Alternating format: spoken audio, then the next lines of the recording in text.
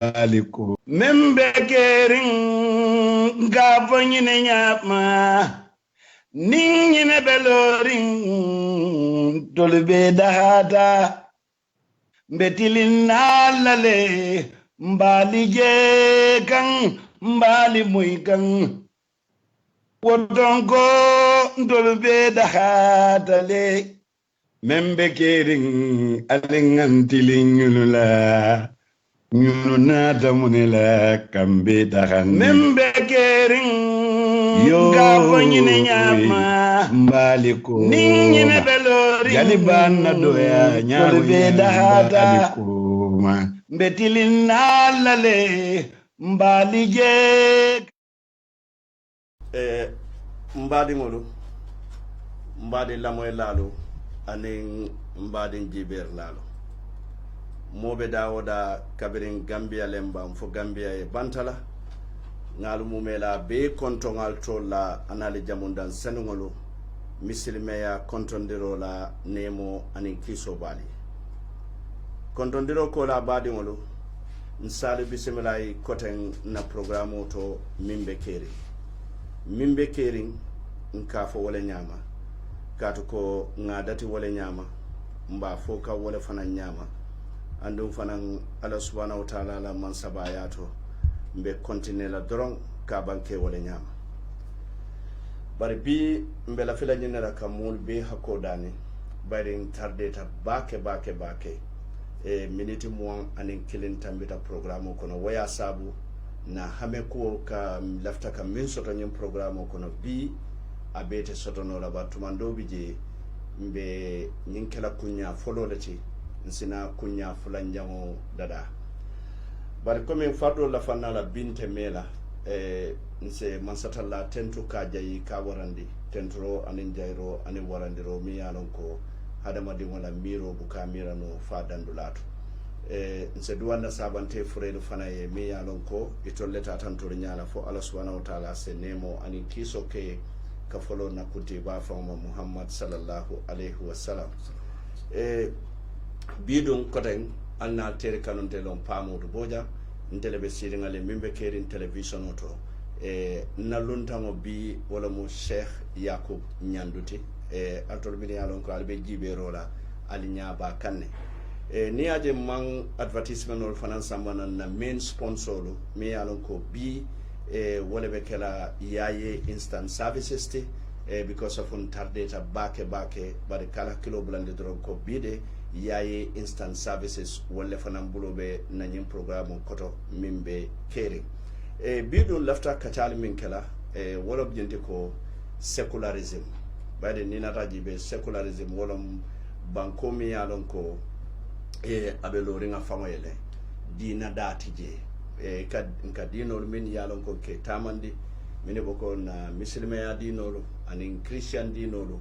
ñinulte sembe o sembo sotola wallete kawo kan sotola banko la tamandir ñaato addo banko fan tamandir ñaa te nin ñinulte te haji sotola so amunta bi mbela fila ka wala jibe wala ya sabo na Sheikh Nyando Sambanan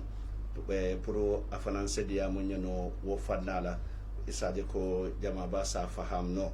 so wala wo kamonante fengo fenkela don Sheikh Nyando sebula ini modse ñoo konton sinadu programme ko no bayrin tarde tabake a'udhu billahi minash shaitanir rajim bismillahir rahmanir rahim be kontonna be banko mol be kontonna anin banko e bantala fen nin ayatara non ka khadar nabila khadar iblata kunu ngokon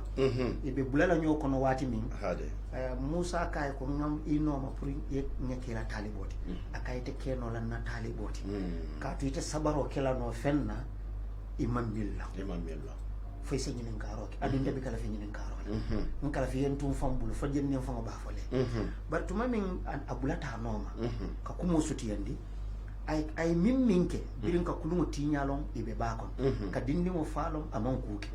ka fenso lolom mi mol miliyalon ko yebali domoro ni jiyo fangal hade ka kol mako ka fenso loy ay musa balanta khadar la tamandi nyala kata ma londo soto hade khadar yake dalilo mi bari imaje birin anata londo soto wai khadar kulungotinya asonta kitiyonye folo aman songa bar birin ay londo soto jedo anata songa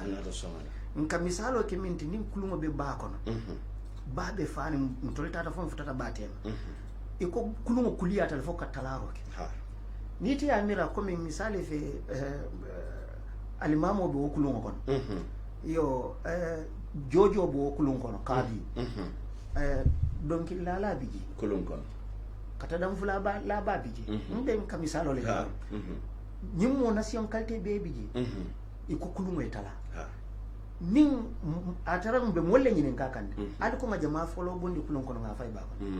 tuma do modol sa fo ko nga donc la folo bondi football la folo bondi nga fay mbe la banna alimamu la anin qadil la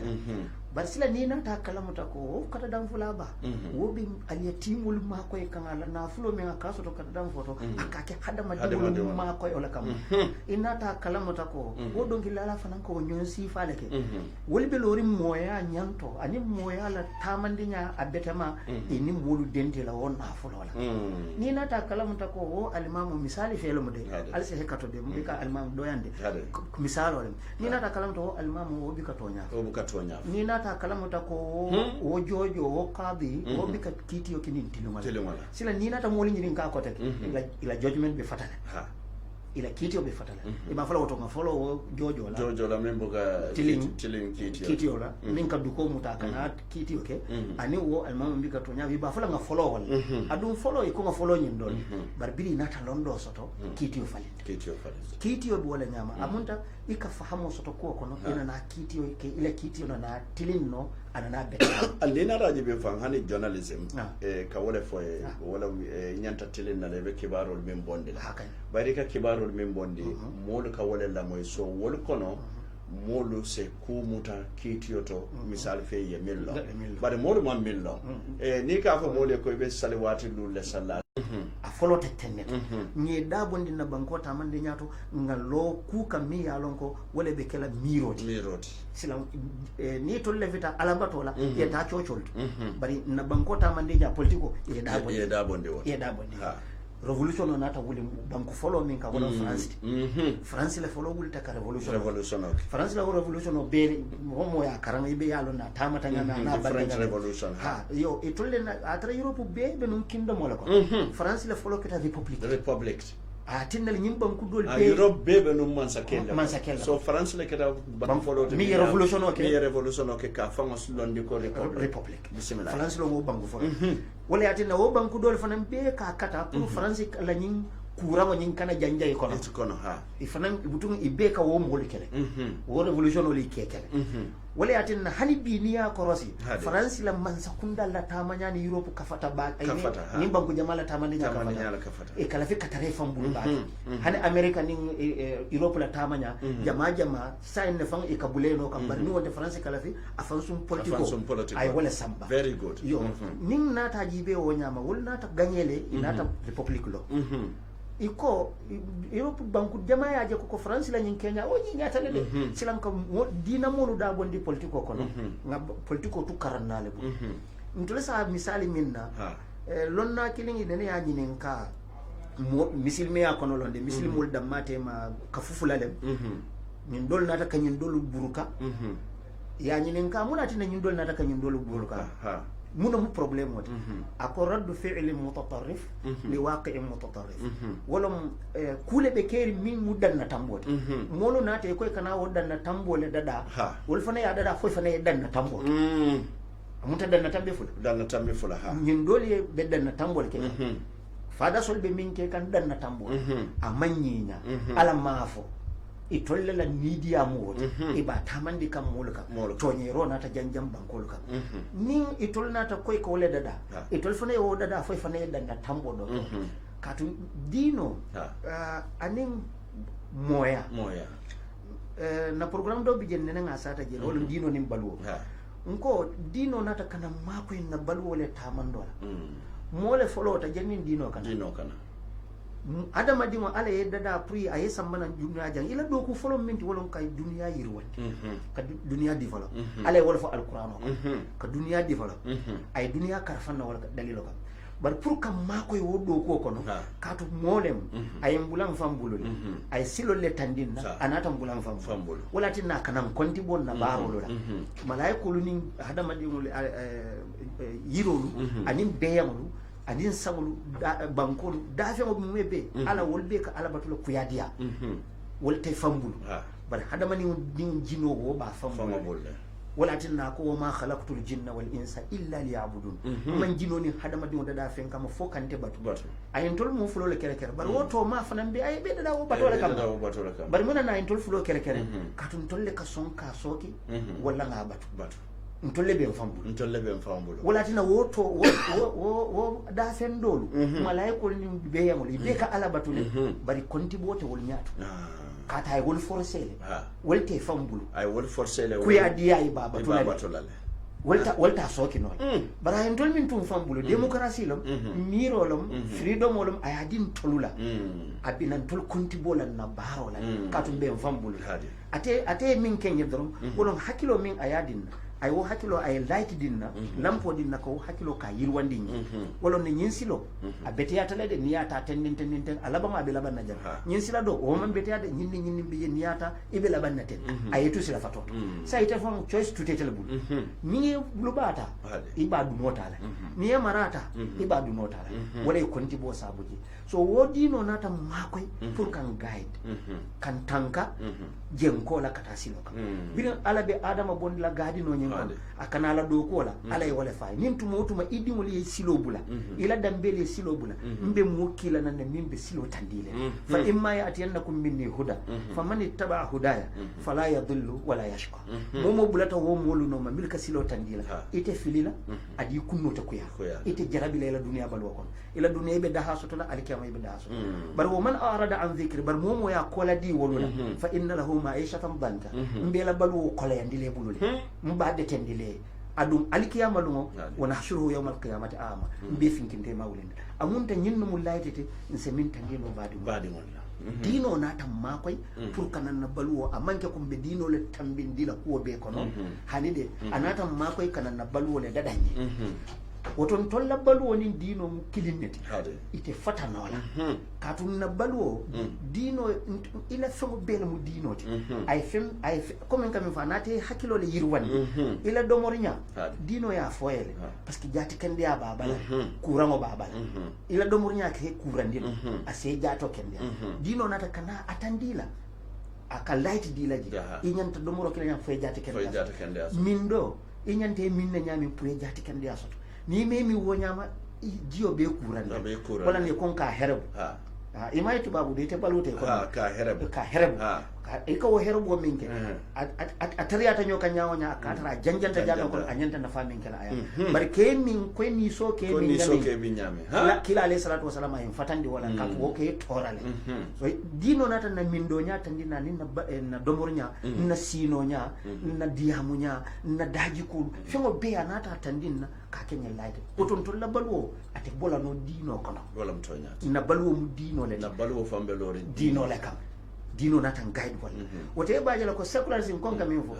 ka nin dino fata buray wote kenola ate kenola katun na balwo le be lore makam jakuba ni nata jibe fanan man sakunda kadalen ka mole hani almamul fango e politiko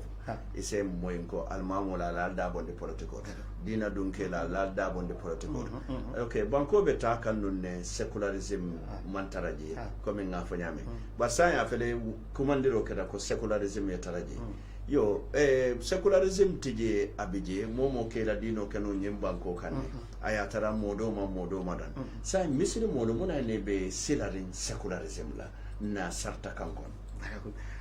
misiri mo la maslanda kon kamen foten na dino nim balwo be mukilene ni nata bankota eko dino datiji katu secularism mimti wala mu الدين لله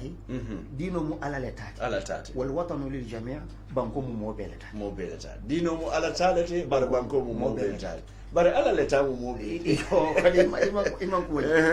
akoto fo lafita tulfon biri ya dada tubabu du ya landiten dino mu ala letati woto nimmi lafita ala batulay ni ala taf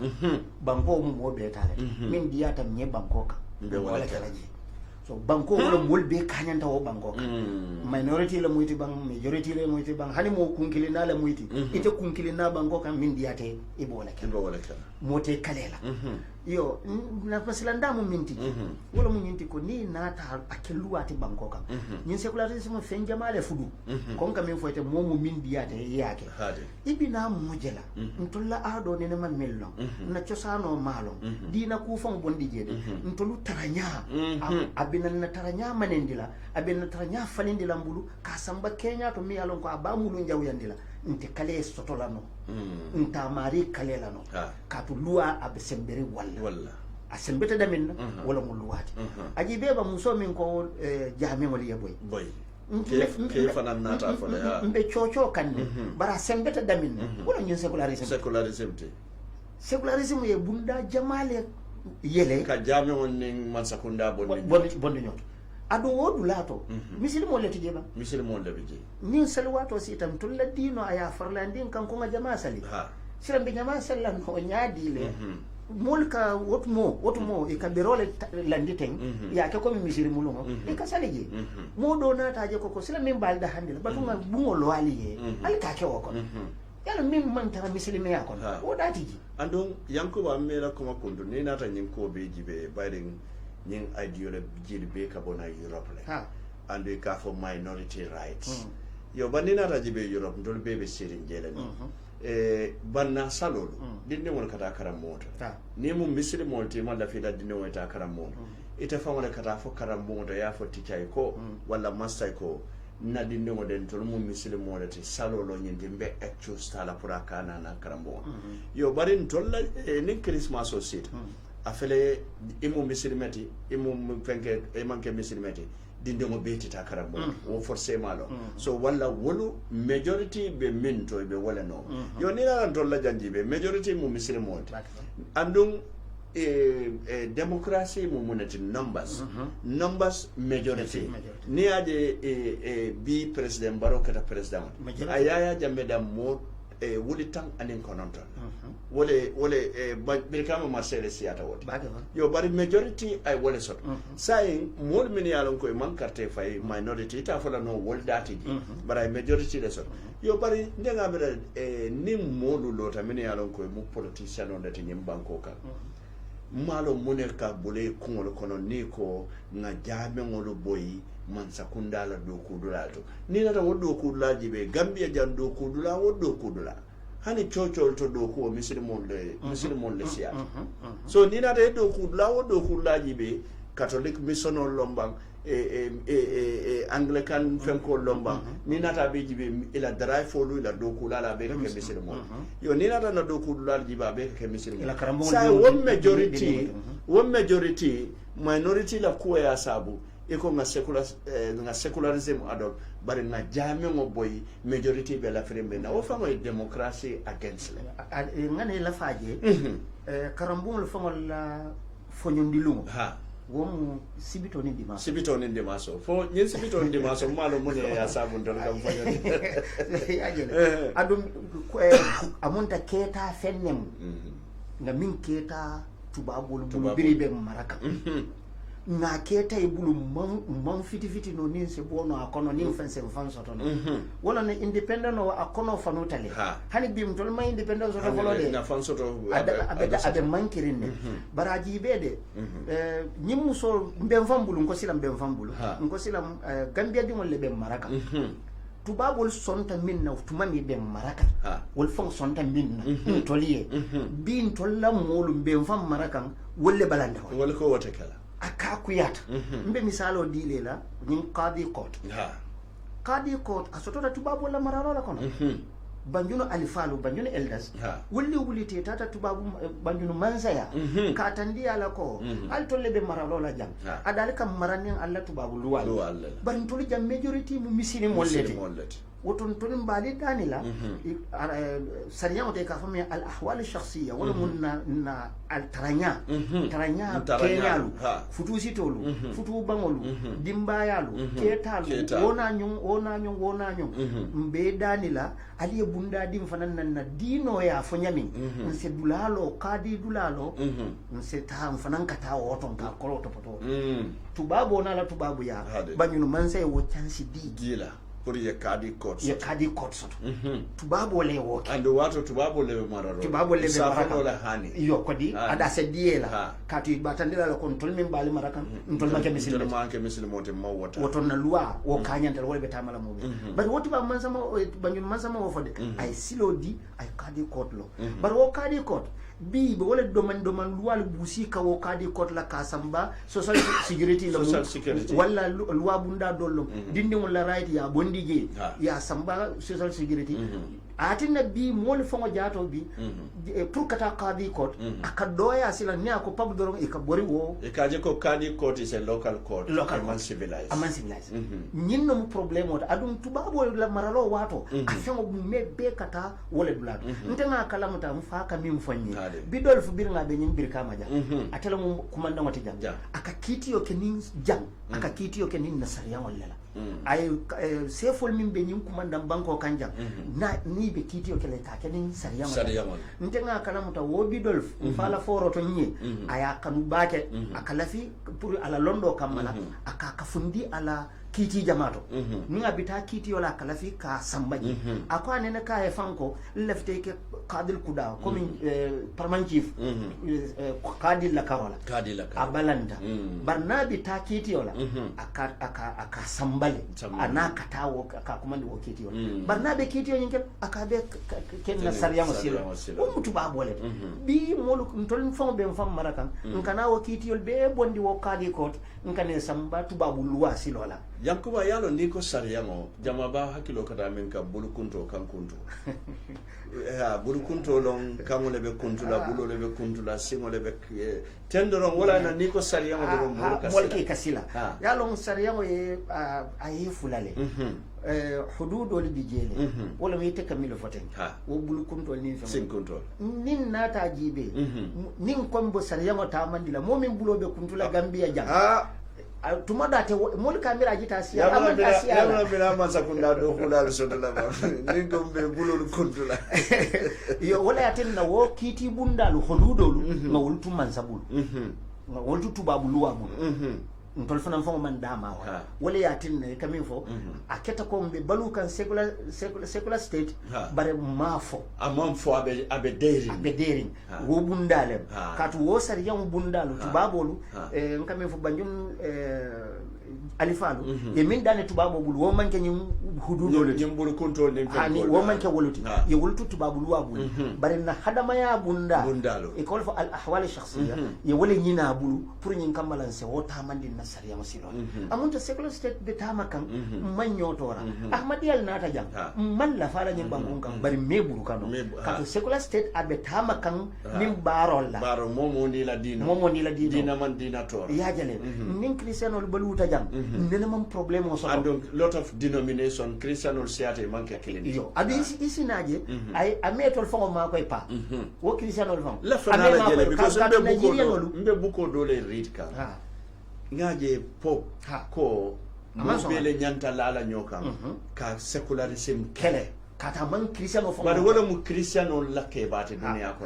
sai ninga moy jang nka fo christiano bi janne ha nyanta kala secular state leti because gambia man ke muslimo da matat ya mara faham mol ya faham mol ma faham katu secular state kami wulu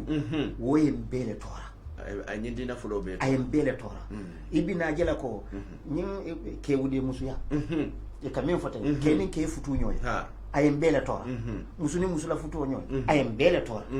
tolo mu mebe malla fala nyami fana malla fala wala ntenga mira jammol la diamo mil manke muslimol kirisano la diamo akuwa kono tumado kununte de katu yalon ko manyoto binte de katu yalon manyoto bari be silari la sama pour sama dino mol al halol ka falinya min pour mol kanada na tambo keka nsafono luwada dalali no ro comme jamme ke nyami don ka wuli ka fo jamu islamic bara janke islamic state amon na kiti bundal ke sariya yo kadi yo le fita jeli tandila cristiano la ko ki ni luwada dalalo be danila isi luwada da nole min se dino lu tankandi nyim banko kana problème soto dina kana sele dina ka ayatara amanke secular state imam atre mo keje isi wolu akeno je pour nyin kam male se cristiano lu bi maslamo min soto la ila sama kamma isaje jese inya se fano katu je ntenga mi ntela jero to wole masila nin ko amanya na kala secular state ka fanan ka dami jibe woto sila bawon to le majority ti ikana problème o soto ikana manto bari muslime dingol fangole ka finti e ka foko imamo ni usasol fanan kanyin ko wala na tambe nyama ta wonyama ma lela korsiro fota je because ning alfado be nyo sabola wolon facebook oto katande nako dolde safero ke katande ko secularism na sonta dunda nyimba koka follow nyinke wude yanka borme na be dunda because wor fana minale be semela wal ibite be futula ni ko ite futula ibita kitiya wodi daji ka jama mi yalon ka be tinyala ba bi ngo saba ko nyapa modu alka ko exaggerate la mon futa nyinto ando wor mu misiri monte ando ke balle fana mode yamira fahamuro fango futata nyin secularism ningo secularism dino letare fango man satare fango bara abe mi wulu la soma nkaje wole masila wole masila barna tara non comme dino be tara nyoka kana problème soto ni wole mu secularism ti dia mutekela wala be jam dia mutekela wo ben na janne hanna man sa feje wo bi janne mi mu masila ngoti min be kana tubabu le vita min be dundila nya e kam brainwash lo kelolo mu mili yalon ko hakili kelolo mira kelole ka fo psychological warfare mira kelole be kere tubabolu e ka tandi ko momo freedom o be bulle mo kana moto bari ka je tuluka e kamolu tora civilizedly fero kono kati e kanayla miro e kadi wala diya ku ya dundin toluto kon tol nyanta wala mutala wala mukuni ngoti ka je ko pour nyin kamalan se tare ibulu daiman abadan yalon problème o mindi pa mola miro inenete mo marala ay me fo yala miro le bondi yela miro diala yela miro di mola fa sonta ayamuta atunta ko kono pa wo be bulo kono jenni alkiyama no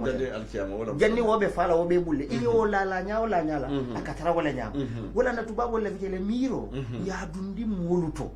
pour nyin kammala yen tolta bonni ko PR wuluta wala very good public relations very good ni aji be mba sutiyandila birin tubabo le bina marala jam ina tan karanni biri na tankara manna doronde nyapinka ani ye mol min kinam sociology solo ani psychology solo ani geography lonnalu ye wolle kinam bari ye dum fano minna wala mu christian fano popu fano ko inata christian le janjandi bankoka baratre ben karankan birim mansa musa jamano mansa musa min ni salo jama ba nyonko mu guli kilin kadu ni sano ka samba sawadi e ko yara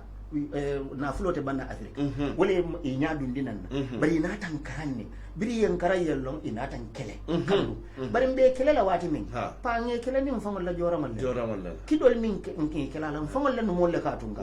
ntol mu molu ka fengo bele da dano wato ma empire mi alon ko itol tubabu lonnal fangol la ko forol moti sociology so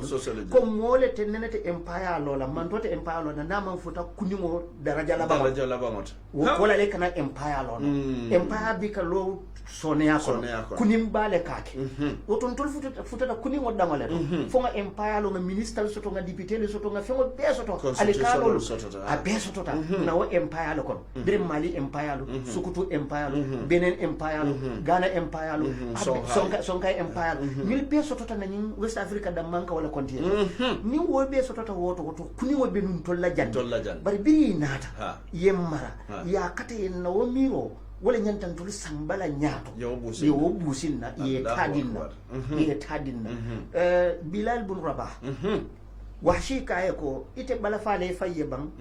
umayya be tilimbali ala ako ya fodron ko hubal ila jalambato afo ye fanda handi ye jato da handi akaye ko ite mu jonda maleti bilali ya wahshi jadmina akai wahshi akai maka be lanta jibe ko jongolo wo man bilali tora ha maka be la jibe ko bilali mu jongole wo man bilali tora bar nil wolum bilali ya fanje ko ate mu jongol wolu ne masibo boyta Allahu akbar lefte yin miro ala nyim kuma kan wajibe ba self confidence min wato watin tanga je ko mu jongole to nya wolun ne keta jongol wolun ne keta jongol so tubabu wal biri ila marafolo ila buko lijibe ba yemil dundin na karambolo wala na mo folo ko tubabu karango man bete ya asababu mu jannati fama la yalon ne dadin fafode yalon i wala ne ko kafiri yale to nyalo ila wol iselabu sol min be nunjam wol mu kafi kenin di wolela kam di wol samba wala kam ka rebel john ning mary ite ya mira ni be tubabu dindi mo dadala sunkutu ni mo mari nyeri ni malom e abbe civilizing anya lon to be nyaare bar ni be mo fi mo tala a katram manere ne siel be pour keju tundi fan bi wala be na cinema ni la television keju tundi fan wala pour yin kama saje ko nyinne fe siatande nse bula nyin no image bi nin be diamula pa tubabo bi ka fania tubabo kala hedo tim tubabo buka mo promise ya fe an nin min ka promise o ke ka fele ka fele ta man ka tubabo adi man ke misili moleti e man ke misili moleti bota misili me yalo ko so e misili me ya ye tunkunne bolje ntolla dino le nyim fonni e toli e nyo kulu ala le programme do bi je tuma do mo sala ke nyim mo part 1 ne part 2 inshallah bari tubabo fanan tata e molki le kata misili me ya nyin karam e ka fa al mustashriqun itata arabankulu kan kata university lito iketa doctor tiji jaman no france no angleterre a dol keta muslim woltina labanta muslimia bari lafita ka muslimia le kisi kende ya min bato bete ma min bije mi atina muslim moli empire lono ile fita wala tala mbe mo kilindi le la jamane ka fa kar brokulman woye kitabu safe arab wala literature arabic literature ibika university karanyeta arabic literature karam fese kar brokulman na nyin kitabo karam alun jamano le arabanku killing niya karam itata literature karam halita banna e manyin kitabo ko ta jibe a kitabo bente bulle pat woro yo Maurice Bukai France wala mo wo fanan mu wo mo si falle bari biri ya karan ya je koko niyaje nyulu yirwata ten sanji mu wannen fula moli be dibole kono moli be karambali yalo kono moli be alalo mbali moli be kunimbali yalo kono sanji mu wannen saba moya na yene falin ye londo soto ikuninta foi empire lo kule o saba inata wala karan nka nyin daji kol min be fote e tate ya je ko nyinne nyul yirwani ya kelwati la bankol ka e nyokulu wala hanni manke misil e mankoro e buga koronto de ya kelwati ye nyokulu wala hana tare manke misil ntolla dino le ya fonye bari ntolma nyokulu wala ka nyofu hamundala ko ila dino la munyindi imagine ntol nga fay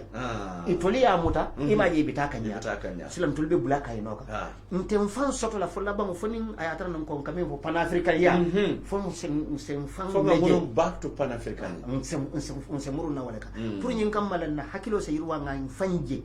ajibe banni ko rasta e ka fole ko taysa bolo ke ko ngole boro e man nafaso wolni rasta tema sawni banko wolni taysa woni rasta man ke wolni imanta fanna kina do ba to modo so fonke no programme o rasta ya mu fanjeleti civilization ye fanjele nyin kola ya je ko imanyen na tulun na nyin e nyanta mira kendo le sotola ye londo nyini ite mu imu molu wolle folay dunya mara oto kana son dunya yete mara bi londo bula londo no ma ye kuni ila mo fi ya ye nganyala nyindo rasta yati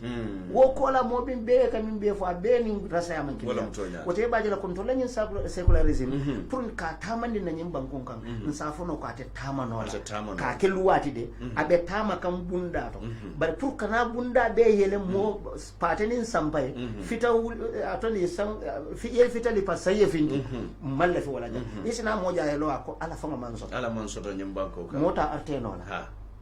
mota artenola and one blasphemy lati banna ya fo mota bayda aka fo tubabu dule mo buka ke bar na fota jam ntolunte de barabinan na molle miro tinyala a nyato ntol fana fo daji kol bina falen na de na ciosano a bebe tala na ado la bebe la university ko ne tati ki America pour que ta technology karanna wolu tata wolu nata be jila airport kamol be sitkri nektayal be kamol to ni la fengol Japan nyaton ko leji ko nganyul ki minna ini wo man na ni wo man na de ni nektayal na mpoita itoli ta tubabo la kende male tanan yana din nan fan na fala wolu tata tubabo la daji ko kammanan kana sammana mfata wala tubabo la daji ko mfata wala ila londo msola wala mbe sola ni wala bari la daji ko mfata wala anni data jibe wala be jam mbuka tubabo la londo sammana ke daji ko le kana nim min nata imam en kamen fo ni keta ko ta manke tubabo ko manke tubabo ite amunte tubabo la nyanta civilized la tubabo la nyanta ala wato horomala tubabo la nyanta ala kango kantala tubabo la nyanta abe mun tubabo la fe nani nyanta dra beti ala tubabo wol mun ka amunte la daji ko kana wala sammana ntol fate la daji ko la solarin ila London Japan nata wo mo keme mo talulo pa nata inata be samba university yebe faje yebe faje yebe fa inata daji ko dunte ko ikoy bina banko tinyala sa ko londo be bul wala ini daji ko minna be na banko tinyala ila wo londo be wala yusu sila mine nata ke iko sila se modol wulindi kote ke waliyata ye nyul fa nyulu nyaal iko en alfa nan tata mbali jibel albina nyaal bir wolu nata wolni Japan na wo fani ba e kamin city e ne wala nata bi ni jita Tokyo airport ifon kalon ko be Japan ne ni yem wala dress je yem wala silfano be ka ko la just after second world war wol amera wol ta sotala ko di bar biri wule ta jibe ban foy ka America fam compare technology la ko londo ye wala ta bari daji ko e mo wota e wotu yi bulule yo ibina jalan tolla problème mu wolete wala na nyin secularism min bebe minin kanten bundale be yera kam wonten ka dinol fi fambulude bundale be yera ka mun ta dolu koronto tale ko jamme ngone yo wol koronto tan bar bundale be yera kan ko doli be di kan nale nyin sayni mbe nyin di lalla ku jamaale ba ko nale nyin sayni mbe nyin di lalla comme yenna adol be bonde mbulu ni nata jibe manyo bito fele e ma konde mbala akata amukule to mi alo local kulo ki ankol ne mbade bunkol doro neka yo ni na raji be fanan na nyin kudo le min yalon ko walla mun na pare nyaalu tinna fengo fen yo be bonde mbolle yanko ba fennati je mi yalon ka tutambo atatale adun sila min bije sila won bari nata kelo lonkan musol la sunnatal yo wol be kem koto kuti mi yalon ko kunye wonde bari ngara musol fangoje min yalon ko e bota janne ye minul taratu babu de kaje ko say musolo ike nyungol so ko ni so ike datoro so ike nyatimbol so ike karalu so anu nyimbe mu sonson le bari bika diamu wala e kaje ko wo mu façon secularism le woyi tandi ko ila nyantolo mo woni nyin don na nyantolo yo se ika ko min balance fulale bebo pesar lam fulale bebo min diata e ka wala cikandi min mandi e wojin ye wokuyandi ni so ibaje la kon tolla nyin alhalo min be tamaka ibe mbondi kan na kulle kono do mandi ni nata jibe ni secularism kon ka men fo kol min be fudu nga koma asiyata le ni e cheko dila e ko nyin sa ni ko hani e ka fo le yo nin na cheko bitala le barna adresse obe nyin letaro do wala ni sola ta wate ibe kumandi la mbinala nyinne bekere ko nyinne bekere ibaji lako ya sign le fango na député li ya sign juna sanji tankoma ya sign le bari ka keluwati wala mankeno ibo wala fere kan ka wala ibo wala advertise content ka campaign wuluke ka seminar like ka workshop wuluke pour nyin kamala ko ibo wala mol sensitize kan pour nyin kamala ka sabatin di ka dondi wo ka min ketela mol ba fula ko ila ado tuje yentano ila daji ko tuje yente tata ni wo keta itete fan sotola kota ke jenne abadal abidin woton tolin la vitamin na wala ngatram fambulo ngana chosano nganya na chosano la itolbe nganya ka etala ye tata bari ntoluta we taramu bari mimbi na kala fembe Europe itol fongo ifutata tembe to wodol fongo imalla fa bari ta bondi la because ni na rajibe kanying ke wude ya min fo kenin ke da futu musune musu da futu ni na da banko do ligibe ya legalize la ketal luwati da bi yaron ko sitano kiti bumba to le yata chocol to ye futu bali ntolo min le fama ya lon ko wollen tolo marano nganna independent wata men bul min mo angale hani bi man songa because wollata le ko nyim banko mo strong catholic banko le catholic church man songa la bi man songa la soma yo ni na da kudo faranjibe yankuba ngamira je mu katata le barin tuwabul ko ne musu kilin karan ya duniya be da karan andun nyimbo arabul fana e wala barin muso dinno kala hadama dingo fangola fos karam bum fodo mum musole bari sain tuwabul le muneke out of the courtesy yenna musol le follow muta musol fintita gambia kono mini alon ko mu gender activist let mine yaron ko ka lor radio luto doli bi je fanyo musu sabale bebulu e ka lor radio to e ka fo musu jama futu o munye woneti yankoba ni na ta woji be itoli ya ta mol min bulu wolu batata wo bulule France 1991 gerew bakata France musolla gerewolo ko pour min kammale silo bula keli ye musu jamata mbe documentary jibe kan BBC America a state nyingina talale manu state jamano bari wodula to molka muso futuje fo musululu woro ke ba sambana na dingo na mamari na mumuri wolu dam mamu kabilo le niyeje musu jama nyino data woli yale ya je ko solution olem itol fa be batare ni luwa bulule mo dandan ne be benefit kan ni luwa bar jama wo be batare nga bulule a wo misalo man jamfa pa bi gambia muso ye mo jibe iteninte ntena dinke fula da maso di musu jelle bente bul isi fana the same thing mobe sango kono nin tata lopitani sango kono gambia musu jelle ka wulu bar kambande jelle ka wulu sunkutu ni jelle ka wulu aka triple le fam wala mtonya aka triple le muso be si ala dolo yalo musu jama nyino mantoro do bi bar musu kili nyino mantoro do sariya moy jambe jele de ala mi yen tulu dada ay lonne min ben torala aya lonne ni ya jay nyimbunda yele nyim mantoro bi jamalla mantoro sembo warata jamati minna mantoro kanyanda aka wala bula jamani no problem wala kilin no problem wala islam bar nyim problem o jamala sembo warata e ko kilinta wala sembo warata jamata woto nga jamata kilimbe mimbul wala sembo warata nimbe nga kilinta wo mantoro le sembo warata dina ning nga fula sabanane ta wo ko ton tanyi ko fula sabanane mantoro tiji abijele bar nyin don te malo molke mira nya nyin don ne mantoro warata nyin don wala tin ne nyin don ala ka to fo kili yeke wala na kila alayhi salatu wasalam ko idha khuyira bayna ithnain ni ya kai choice ke fen fula tema fen kurum fula mi ala be man bete min toro doyata aka walata ntol fana min toro doyata aka walata min don toro wara jawtale momo danta musukili sila ntela family kono misal fe dinke di musu woro wala bente misal fe nte dinke fula le bente bul nte dingo dinke fula be kilinne sambana ntela nyindi musu woro wala kata mun ton ikata mun ton wal kala mo jamalle ta wala security le sila min da ka yele woto wala mutinyaro tinyaro katu fay se balu katu ale fenne dade kono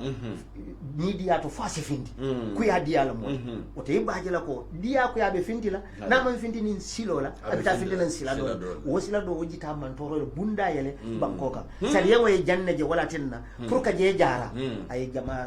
jama dandini i baaje la ko nyim mol mili ka fa de kam fa jenda e quoi ko ela o adresse o le fango ronda gender activism gender equality adresse o fango la ronda waronta le de waronta itol fango da mal man kanyam itol fango da mal musol da mal ntol fanan da mal man kanyam wala mtonya ntol ni tol te kanyam na wala mtonya molle man kanyam katu min fango ka wofo wo be position o bolon konon ko doye woto opposition not wala mte wota tele bo nyaatu akai kana so ke ma nyaadu la trate ko be accept iyaje so nyine be keren wala tin na molte kanyan nano wala na sariya mo man kanyan fo musu jama nyino fana fangoto ay tilingo le foji tilimo tilimo ila agime no fana kanya woni tilimo mankili mankili bar ni ko tilimo do samu no e sako musole ka ko wote keno nate keno de no ala ta fola imaja tandi mo kilingol mi ko nal tilina no altule dankili nal tolte tilina nal tolle dankili bar ni bita fula sabanani tilingol musartoti kanya wonte de kati te kanya nano bismillah mol man kanya bismillah ya mol man kanya wo kanya mo nka tilingol tilimo mumuneti be hako soto nyin hako diale nyin do fana hako diale wo mutilimo ise wo ke no le ila soto femo ikanyandiji dal si luldi nyin don na luldi ise wo ke no na bebul ise wo ke no wo mutilimo momo la hako mu minti ite kan e wo dia barke kanyandi wo te ke no la katu misale fe nyin don dimbaya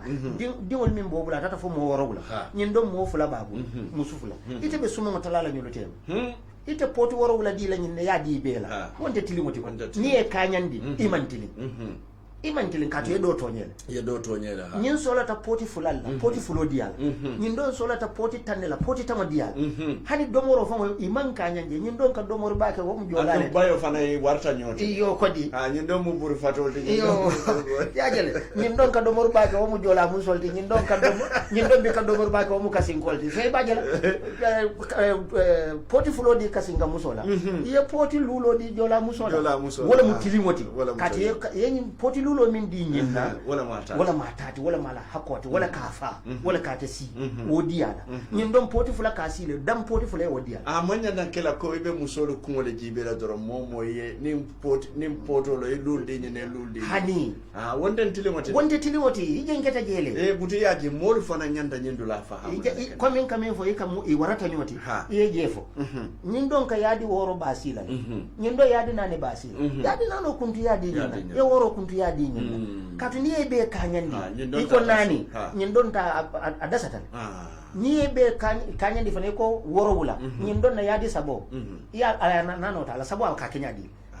tinyaro lo mu woti wala tin na sariyan ko tilimo mo be la hakko diala isaje ko ise tano anyam genda ekwal atondi nyin secularism akanyine be wuluna silama benna hadama yala tinyala ay na moyati na daji kol min bembulu na kuluru nyaali min bembulu na miro min bembulu ajita wala be bombulu atante kuno laji katu ni ko be diamula luwale ya fode sariyango e atonde constitution wala fode e be bambula wala ko so ntol se min fono wala munyinti ko ngatarate ko dino doronde momo yetake mambala wona kat islamo amma mo forcé dino kon akola ikraha fi din kat tabayyana rushd min al-ghayb forcé ta dino kono katu kuriyani nyimani jawma wallan kene matal wol bota nyoto katu anata kilare amul sambal woli wol bo nyoto man sha'a falyu'min nadiyata mi son wa man sha'a falyakfur nadiyata mi balan bari sa lon ko yi sonta aduno ibata ibalanta aduno ibata kitiyo be alabul atele be konti bola sila atele be konti bola munati ne nyin donta wala munati ne nyin donta sila ngomo boy tum fambul kato ala mallafi yemu forcé kala findatela ala fita ay dum ay son ay taramo sondo moko ala be la fin sondo molla pour ye sondo mo sati alaji wo sondo mo ni wo alaji wo kanyanta ala fele kato na duno le kam ila kano wala batin ne bo duno accept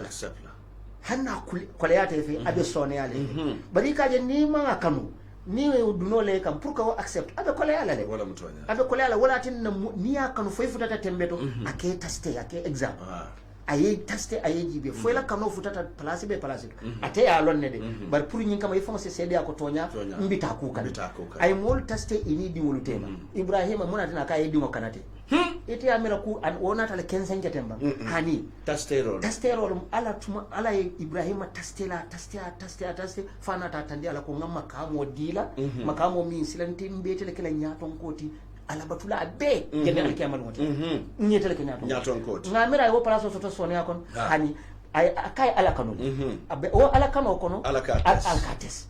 selan dimo ay dimo soto dinkili ni alate ita futate labamola sanji kemete siyata dimo be diar nyam dinke kili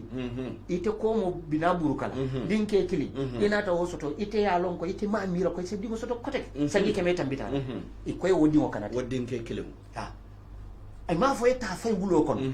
ye ko di handi exam man dia hanibi a dia tiji kati sita wo kenon buton aketa nyame fo sudu wala do mo imano fo jatol la do mo imano ite ya fayle silete nat wo sone yatan min ko yata beti hani fo ngol be murota la yakana yo di mo le kanu ban fo entel ala kanu woni mo ninte ala e juma la kanu ye be kanu le de bari jamal la kanu sembo ala kili yatale Allahu ala kili yatala pour ka te kanu kani mode wo kanu abika la fi wala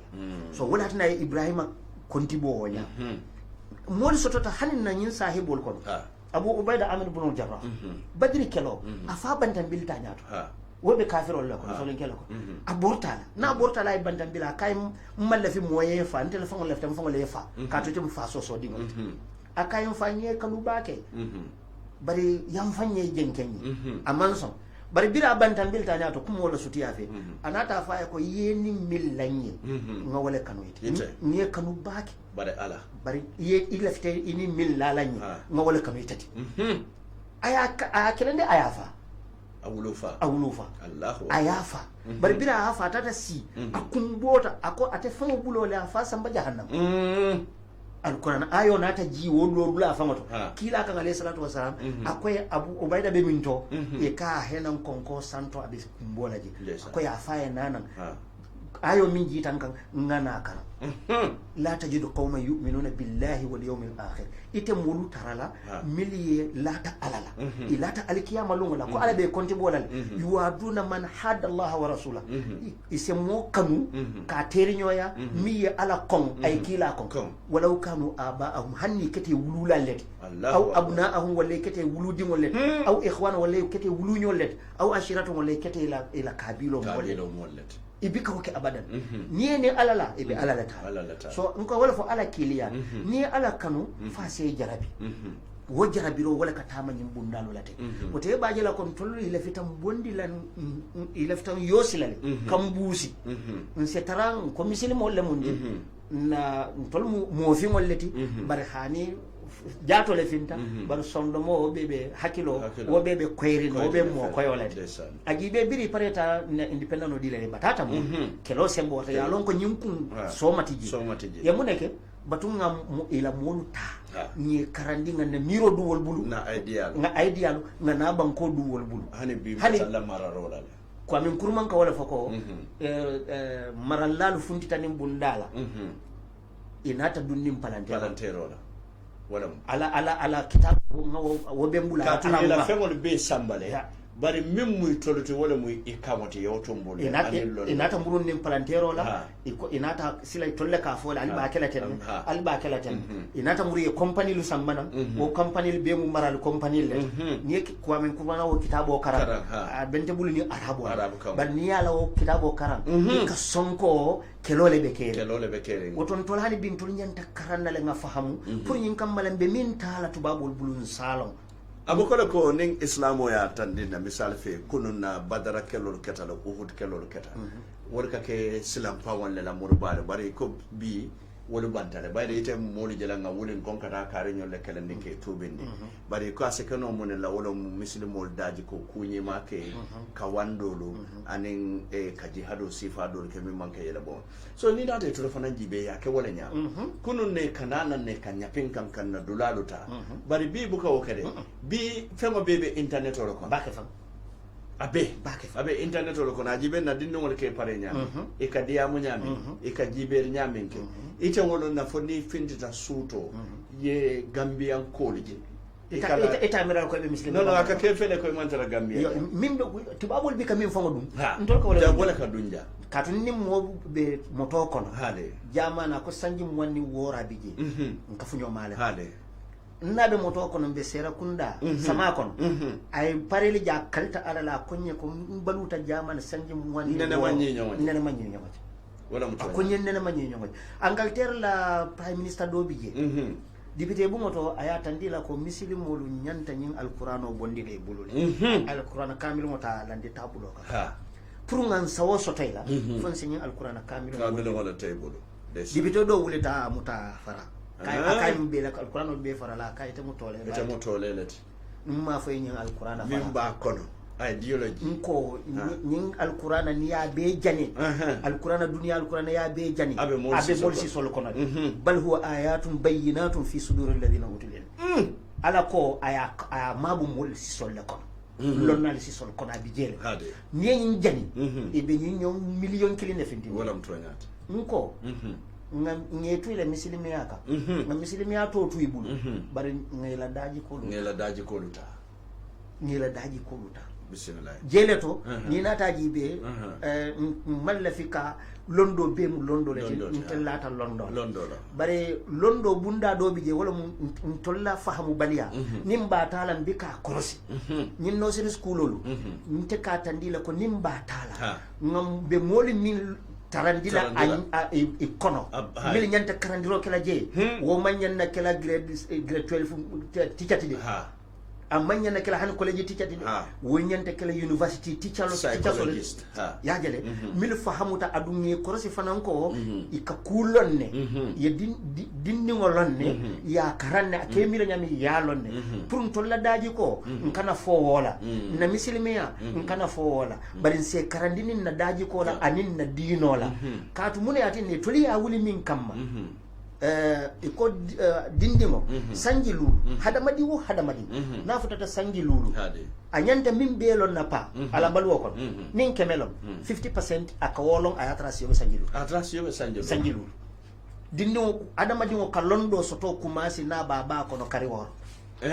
kariworo londo aka soto kumasi na baba kono kariworo ama wulu folo Midford Sharif Turkiya no lo mala la silote bar American no le musu wuli nani ni fen psychology so le kuluru la le wala nyin jarabiro ke America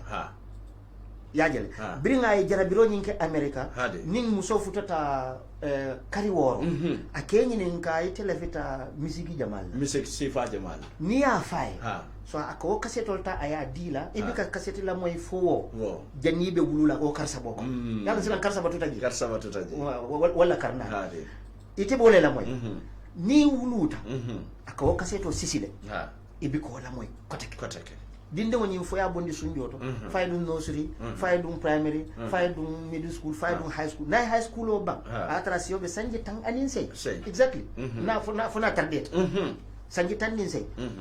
jenna ka do university katala sanje na no keji isinasi ya nyinin kaka interview ila fita do morsifa jamalla sitifane sifa jama ba murumurun la tende fo afutandi musico na talifu ala ko de sa fay bar kaseti kilimbi jam bila file wo fanal la moy bira baba kono ba kamilla moy e kanawo kaseto le keje ye risolto min soto kemo tan sayni lulu wobe wo misiko kuma kan lu tankale pa Allah ya kuma kan lu tanga ayatara imawulu folo ika korosi ni ba ni misiko betaka wo kamemfo ika korosi ko anaka fonyola le nyemu londo la tide iya nyinin kaite yin kaseto ya tankanya afamo bika afambo ka fono wala tan na wo kuluru lalo Midford Sharif ako kuluro nyanta kumasi la bir musobe dinno be kono kariworo ka kulu katu adama dimo joram folo min ka do ko kumasi balo bala ala nyin joram wol be kono wala ma tuloti tulo kam moy roke kariworo katu kariworo adama dimo akamalta kariworo muso se wulu kariworo ay balu karworo wolo le bika wolo wala karse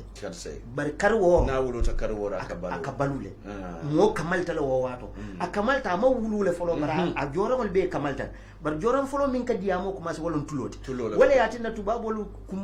nyin alla ni albe minnaten akum mayata tulo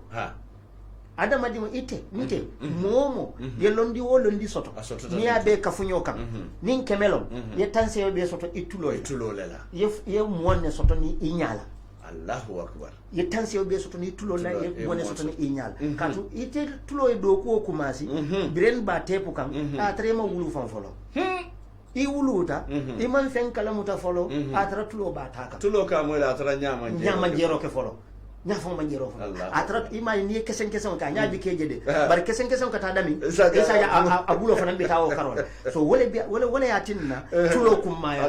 Allah subhanahu wa ta'ala la alquran ko ay mi yitandin naje wala mu nyinti ko na be londo ko ay parendile mal londi soto bara ay londi pour ka londo soto ay wo parendim kono wo parendile ay ni woda dale adama dingo ni aja man londo soto fango ma nyini amam bulano barna bulata no ma nyanta ka soto anyanta ka soto ala em parendi wo kam barna ba fola ala londo soto ron jorom sabale tulo nya sodo moya muta afite londo soto nyin do londo nyin londo jorom le londo minika londo ta ha woldo nya sodo moya muta sila londo soto singon nem bulolo woldati londo la ko wolta man sila anata tandina ni alquran be diyamula always aka follow ni tulol la wa ja'ala lakum as-sam'a wal absara wal af'ida tulo ay tulo kala ay nya kala anin sonno mo ajiba ka follow tulol la muna na ka follow tulol la ka to wala follow ka kumasi do wala ka do ko kumasi do ko wallahu khalaqakum fi butuni ummahatikum ala li yadda dal bal son debol kono la ta'lamuna shay'an man falla faja'ala lakum as-sam'a anata tulo kala wal basara nim jero jerinya wal absara nin sondo mo min kamuta bari pay kanaje ni wo man asdam soto tulo man asdam soto a telephone ka ke joral la bangote hadama dingo bala i ko tota nyawonya atele ni be fala atele kala nama accident soto tulo le kala bang hadama dingo bala wala nan nakila sallallahu alaihi wasallam akoy kasi mola ibadi mo dala nin jarairi ba ta kan a nyalu mutatale a sufo be mutatale bar tulo mamuta akwai ka la ilaha illallah fo adala asekero no fasa fono kata kamwele kato da mutata nyamu tata ba tulo mamuta anyabe jalayiri kan malaiko kan ateti jela bara tulo woke moyle ikoy ibe sirin adala ika la ilaha illallah ika fo adala asekeno na yafo wasikala kuma kala mawte duniya kon wote ba jela ko tulu na tulu nyanta nyin kala mutala ko jo kelo bunda siyatan tulu kanne ni yaje kelo bunda siyatan tulu kan tubabo li tulu kela soso ni burolti ha naso ila soso ni burolo tolti yaje ko ila baludula le bi jam pa wallahi nin afrika cafe man finti afrika kon pari mote cafe min naji cafe ta sotola ngabo ka ate sotola nsa konti e fo fin sifa keme mi yalon ko wo bebi afrika nyum continental rich mo te nyum continental woro kono ando hani bin to le fuari ata nyum continental woro bet kodi ni nata jibe sano pa dunia be ka sano min fintindi janna afrika ta 85% abe ka bo afrika ko nin kemelon tanseni lulo ka bo afrika ko tanni lulo wala ka bo dunia nyim banku do ka tanseni lulo afrika la ina nata phosphate wo nyama inata uranium mondo wo nyama coltan bije ya jele wol be wala nyama biaji be nyin telefono le kamino lo wafu ya mobe telefono sanna wili mo wabil tan nane bare coltan o jibe ka o san kongo minna amang hani talasi yo kodi la bon la nayja o batata ila nyin franco kembo nyin bere kembo bulu choko chakoro foya wafu ya abango fo wafu francia batata e bulji ni binna e ka foya ko nin tolibina misali fe comme la nyin sani compagnie nin bina wurila e ba fola ko be sano min wurila ila mo tolla mo libe jola nyine ko na masimo libe jola nyine ko ibe jola nyine ko comme na petrol yo ibe itela jobe kala wallet bari ni wobe bota jen tolla percentage abe kala 70% wala 40% atondi 60% delta se ke tawo no delta ke tawo tan wotan ila wotan nano kono ibe nyimbe jola wala kono mune ka toybul mune ka tuyte bulu yefu wari yandi yetu ifam bulu wala yatinna ntolna ta jibe ko tolla afrika jam fao Full program FAO ye programme o fundindi ko nin konko nata dunia kono sanji talu afrika kilinse dunia be balu buntung afrika kese dunia la buntung ti sanji talulu aman dunia to ndesa konko bebe afrika ntolni se duniya balundi sanji tallu ntolu wo konko bentol wo konko bentolla fo duniya molle kanan tolu dañini ila fita walela ha yankuba ngalo nimmurunta nan koten bayri wato fela tata mbe jibe rokela mune wono ni nata jibe ntolu nyim fengo bebe ya misal fe ni tata Sierra Leone mineral resources membiji asiata hani wora wulati ye sano soto ye lulu soto ye fenko dem soto ba ni tata index jibe ka fo Sierra Leone mum banku foire baliti dunia kon ni tata dinkira do to fana be won nyama Africa atelo mu foire continent nodi courant bebe Africa le e lombalia bebe Africa le dibo bebe Africa le ni ko banko do e satel be Africa jang hani Gambia jang e kabiri ngam famo soto sanyi talludo nen feng wol nene man courant je nyaada ila satel banko ndem membo ko Gambia yeta banko ndem membo ko Botswana no ye jibe ko e kawale so me kumo kumvala mina wala nyinti ko man comme kami fo ntulungan dipen infamolu kam man wo ma fatiya soto halibi pour kallam famala kan dipen kon se nyin kenole mbe banku kilimbo misalo dile yalo nga Japan ta dila ta Iran jibe ba Iran jibe ba Iran ye sensono be kan birin 1979 ko Iran Tehran ni fem foye koy be din ko le sinaya sare buka din kan sindula so abe katal karanati abe katal lonnati ka fengo bele dadi Allahu akbar bi fofo ifanam ka satellite wal fay sandol bi nke jele fengo jam made in Iran yo bosolu nabo ndanyam green bosol min be jam made in Iran nom andite tata Saudi Arabia le malon foy du to so woti duta jodo je bari solata la lu wolu ibado mo bari dinka juice min sanda duta juice ka bonan Saudi Arabia kanana e wol ka santol bulu kata ka ke juice ti e kana murunden kan kana domo nkanami bala faale mo de nim badama man tu kum fangola ngaje kon tul nyanta fonko nkata kay dani nim tol be tol danne sartole be buli kamil lankan pour se tuy koto yankuba nyimbe mo juma la problème oti nyaton ko baraka baake so say me minkela me layno yella le wato fela tata e nyumu patu wannete ning ala sontambe lungo fulale la lungo me yalon ko ni yankuba be murna jang bari nga secularism le ma andon secularism mam futata kono fam nga ala sulo dole ma na la bululu bari nyin katabe kala kacate me yalon ka be contenant ning ala sonta lokuŋo kono mbukari yankuba sambala na nen kañum kuwol kacanka bondi ñolto bari ko démocratie andi ni nata jibe majority min be mbul jaw wala muslimolti walla muslimol ñantela diino lon nale bari diina longo manque doron namuruje ñinneke fenke ñinneke bari yankuba ñinno mo diinote ka tandina ko be balula no ñaadile bari na o baluwo fanan kono mbe alkiyama sanna no ñaadile je ko mata bage wala 6399130 mbatonga line o yele sign bayde wato fela tata e minute o min tutam bulu ngamira minute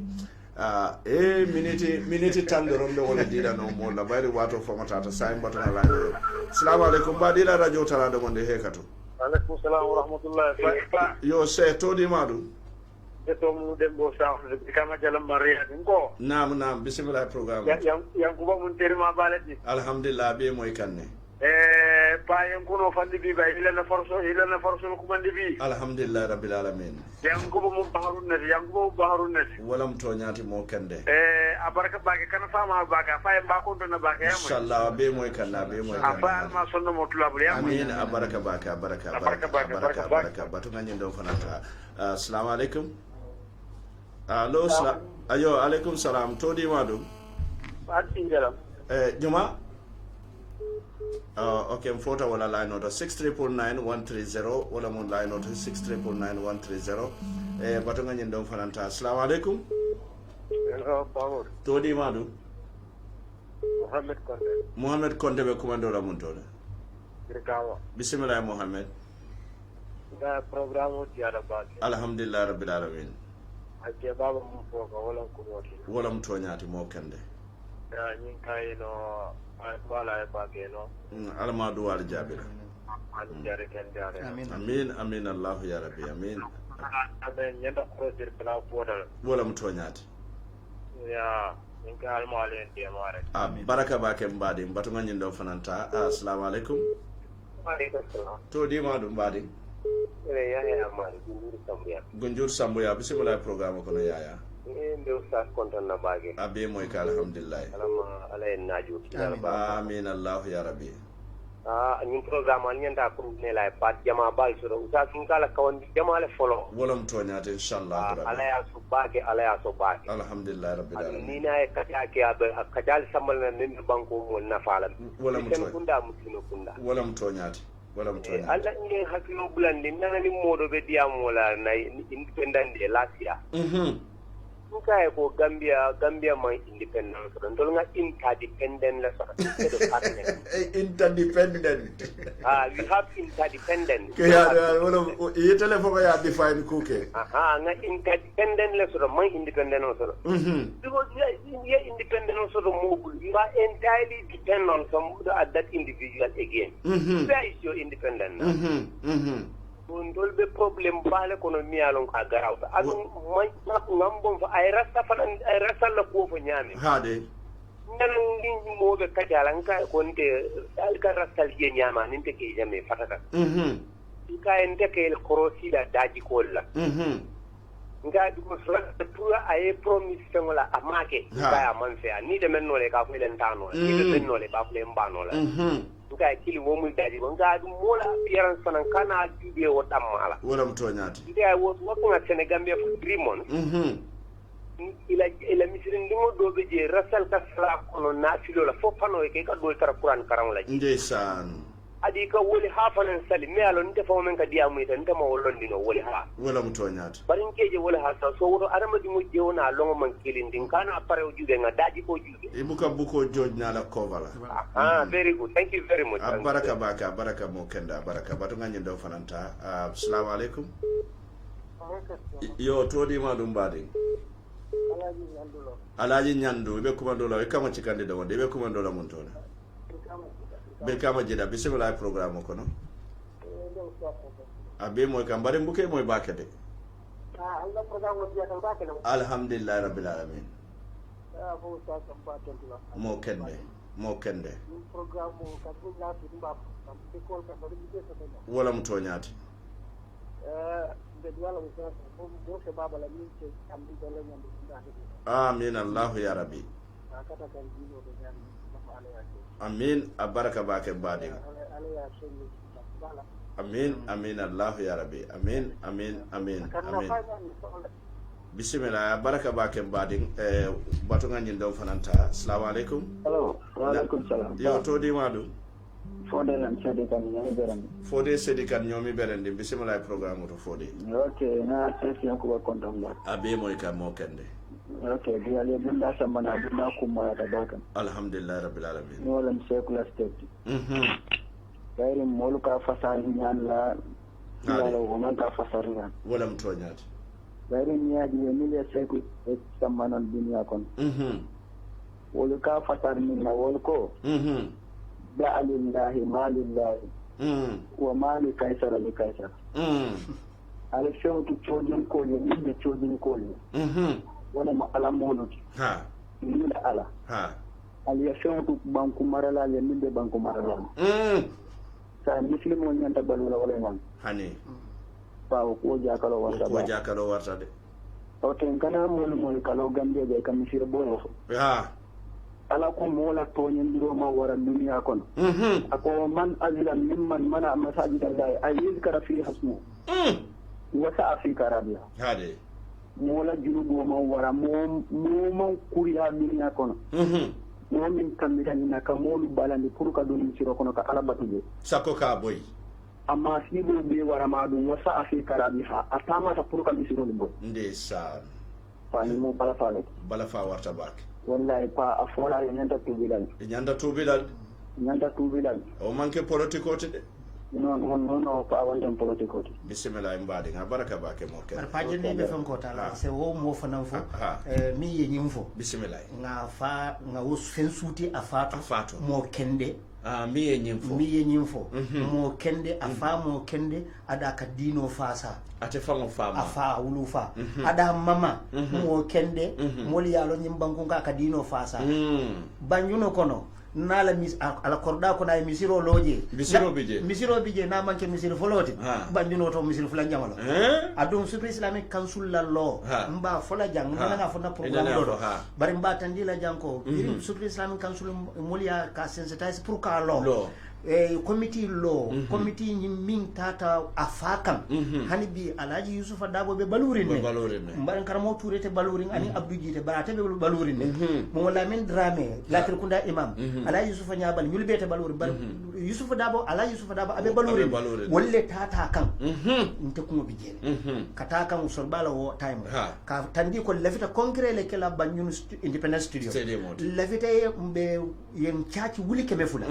ana moro tilifula programme wala pour ka ñillonki je anin ka tombondiro ke executive committee la wala first executive committee ke afaye wuli talulu wo wato 50,000 anin tulu baraka fula mani boto tan woni million na be kanyande mbi tulu baraka fula ala kan ay mani boto tan la kan wala mutuma njay famash ala Hussein Njai Allahu akbar ada mol min ma koy mo jama ma koy birin jam foke sambatu babu dun tanga wol dolu kala mota ndesan nte fongo do be wol konole ndesan ha tuma njay de do ko fede nte fongo do so ngaje ko nyin a manke ko atella miro to mira dole be ko atella miro mo nyin bismillah mbatu nga nyin don jibe okay mbatu nga nyin don jibe assalamu alaikum wa alaikum salam yo mbadi todi madu nde ala haj ko so sonkolam pamodo ngi kondong mo kende kembo jebe nyaadi nge jang tanoda de jang bismillah programme ko no sonko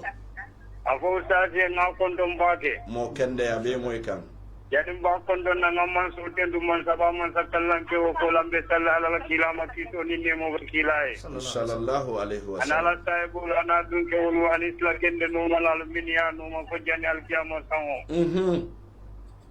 usati yin alaga kayra klaye bawo man so ko yarfa illahu alladhina amanu minkum walladhina utul ilma darajatin agonde ala taala ambe mol ko do dandila mol min yan ko limani ada kabal kono ani mol min yan ko ala londo dilande cikandilale andu ni yang ko nyandu nde misal kelindile la hade nimmo tini dara wulo kono yeyiro dara bulo be janjanding akani kawa buya jannim bulobe janjanna tulole foto janjanna wala motoñati foto nyim faamu mo kendol da kono ngo silole ka manna alfalla silo bula ya toña fo amanna tara mol kono min yalon ko fitri walla da alfaluma alquran ko wati allah wati rasula wa ulil amri minkum ski ala noma anikila nalla alfalu odo nyimmanke alfa so dinti wala mutoñati ndo baydi kilindi la fay ko radin wa dunya fi ainin basiratin sallallahu alaihi wasallam Allahu ala al-ardi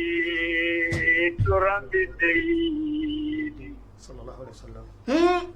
taloni kalbal halu tunalika sallallahu alaihi wasallam tajayahu bil ibadi wa rahmat inaradu hisan wa gran jaliyat sallallahu alaihi wasallam apa ko na kondom bagi sehol balo candidate CRC nyanda sehol balo candidate CRC apa ko amandra mol ko na yalon modol be jay ba ko minde arabe jamon amandra mol ko ni dara tera gunda banjul birkama hade yadillu gurro babo do la dini mol be jakalo ko no ndeysaan ono nyimandra mol ko no be duala istimaya ba ni jadi kende amin wala allah sangi jamano kam ani de famodu kanam ko ala te no pirbulo ala te tan ka jawla ala hajol dara fi dunya wa fil akhirah amin allah ya jai rabbi sayyidina muhammad amin abaraka sonko CRC salon ko sehol pareta mbato ngani don ta second to last call assalamu alaikum alaikum salam mbadin todi madu yo lamin kamara be commando la muntole pira yo bismillah anko namu aponya lumba kondo nan kana mo ma ikara mo la be moy kam ngar wala mba kondo no baake wala mtoñati ayin ka jam grande ñi fi siata politique kaja ko ñen ne fi siata politique kajati de bo baake ima mo le londo so laji wala mtoñati ya fela tata saimbe min kala wato tata last caller assalamu alaikum wa alaikum salam amol mbadi ma to di madu malan danfa debri kama bismillah program yo mbe sewo konton ngala la program di bandara ne bari man nende ko nga konton kenne ke wala mtoñati yo ade commune ni na da pan african ay mawdu e bunda jamande ka chamil yalo ko be ya bada bari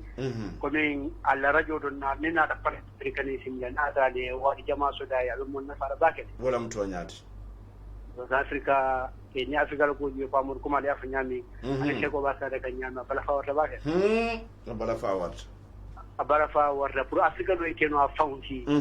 olon foye dino ni arabia bonni nyon ko do yetu ba yani londo bonni nyon ko do wala mutoñati pa mo ni ndiki be jang tel ka kibir wandi ko min da ko mi se ko ya fa nyami ko be tuwa bulle ko tuwa woni na da sense da Africa den wonde ka kidino den la ko retanyami ni aji de bankol mi yalon golle mo wol ko fawat ko min ciafan ngel be nyaabe be pitti mi to ba modu mi yaji de africa kol inter ko lello tan na kol cukanga wani londo tanga lafa na cultural londo do min be dan min tambe do la bakele wala muto nyati bari ndefana be dan ro gela ko minata programme ni do sego ina se wadi jama suru be ngana pan african inshallah mo yani na african culture inshallah abi be yala baba kene inshallah baraka bake baraka ngal ko dum baraka bake diaspora mo wota nyenne be kala fosal la skola to diaspora assalamu alaikum wa alaikum salam pa to di madu domo morkeba lati morkeba bojam bismillah ya rabbi morkeba bojam be kuma dora mun to le to nak ma ko dora england bismillah bojam alhamdulillah pa min sa wata ko la ba wala nam bi so dangande bismillah kato mole ila radio bu ame ta tangar ne bi le fa ba tangala katam ko to inshallah rabbi mo kende balle jiabi la kuma kende ba ay ko ay banke kende bala fanyu lato alhamdulillah rabbil alamin me ke o fana tentula mbaje la mi alan ka kila madu ko fayje moro ila bi ila radio bu nyi hade abe gambe be ko farlal wala kanson ko timba tentula mbaje ila mbar mbatin la mbaje la ba fala ko sallallahu alaihi muhammad wa fa ay nabi mo tentu fa alma na aju nasi yala kila ramut amin allah ya rabbi alma ta defan lay radio bu alma iri wala nga fo nyaa gambe be logo fo dunia be ay ka television amin mi sa sia bbc fa defan moro ala kala man sol ne mot bismillah baraka bake baraka super last kola wala be kala jil dodi ate ninga africa ma fa se commandero ke assalamu alaikum alaikum salam ngakiro katarate kada ninga africa ma watu fa se commandero ke fati bismillah programme do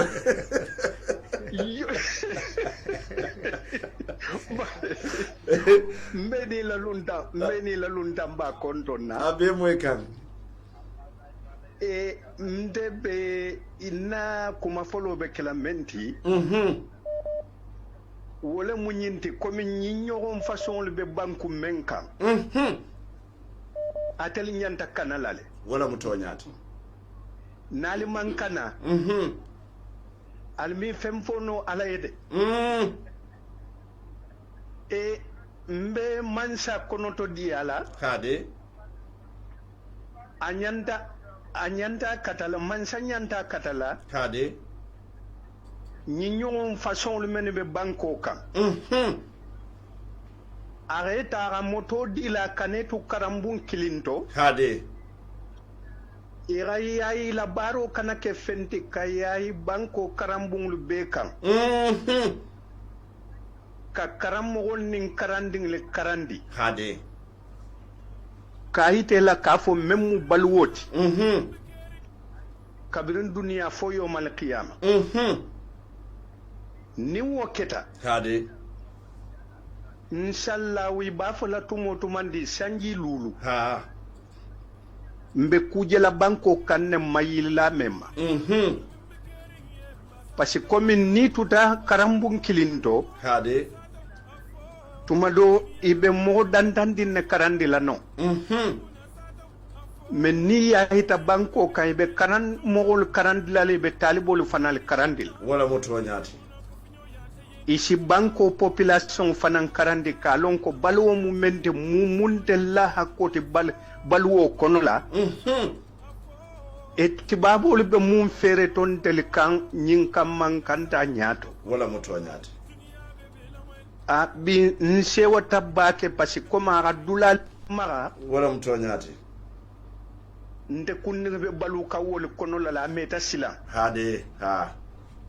na kumala bang ngani mfoila ila kacha ton ko na nyato ko ngati babul la godo tuje bi afelenti awa sewo da sitaje ha parce ni be godo dile le kanin condition le dila wala muto nyati yandu inde godo nyin dile la tanki temela o kuoke nire la o kuoke o kola fana inde na godo nyin soto lade isatari te daji go woti nyate te la korda o teta wala muto nyati fati donc na lonnal ni na nyato ko ngi hakilo to woto baki wala muto nyati ara tibabol mel la kumo fa kana karambu koto ka foko isi musu jama futu na londo to nin hakilo manyine be amerika le malo fe sa fayne ba mo lemba malo bitu to nyi mbotan kono be mebe amerika ha isi musu jama futu da amem fo dole si lulu futu le dole si woro futu sande pay la bulu fenga be siare nyame ndeysane wala muto nyati hani shaye woli be jele da manke ku kotote da hani shaye woli be o communauté be amerika hani bibi jele ye to nyaf iyo don ko bitu ninde lu komin kuome no alhamdulillah ala ma sola siyonin jata kende ala ila arjibun ala mu akototala amin allah ya rabbi ini bara nyola ala mali siol ala sola siyonin jata kende ala be karandiro men no karandiro ala ma soni ala bulu amin allah ya rabbi amin men komi ate de ate la palaso ninde mu mansate mbate nyogol le tala kabulande banko kanyin kama banko mo si fahamu nyamen awa karamundo dinil fanal si fahamu nyamen wala muto nyati ala munna solution ni jata kende ala barka butum badi ngodo wala mo ibrahima tifati ate wato ninga afrika madorom afrika mate sula kubalati bayda te fango min siata sanji mo wonde fente abe sirim paride anala dimba ya be so wala wakamala ngate fanantentu nga jayi yankuba watu fela banta feren buto ise sarodi banning ala sondam bina muruna nan jam koten tumando bije tarata koten pour kana partout samana bayre ni nata jibe mbe globalization o karanne